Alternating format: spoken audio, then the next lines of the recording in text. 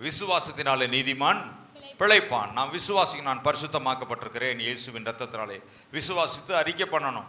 வாக்குத்தத்தம் பண்ணினவர் நிறைவேற்ற வல்லவராயிருக்கிறார் என்று முழு நிச்சயமாய் நம்பி தேவனை ஸ்தோத்திரித்து விசுவாசத்தில் வல்லவனானான். யாரு? ஆபிரகாம். ஆமென், ஹல்லேலூயா.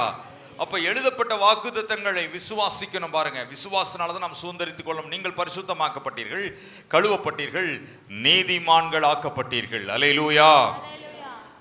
இந்த வசனத்தை விசுவாசிக்கலைன்னா பாவமா? பைபிள் சொல்லுது, விசுவாசத்தினால் வராத யாவுமே பாவம். உண்மையாக நான் இதை விசுவாசிக்க அந்த பாவ ஸ்வாபம் அப்படியே மறையுதுங்க. கிறிஸ்துவுக்குள் நான் நீதிமான் அப்படின்னு சொல்ல அந்த பாவத்து மேல வெறுப்பு தான் வருது பாருங்களேன்.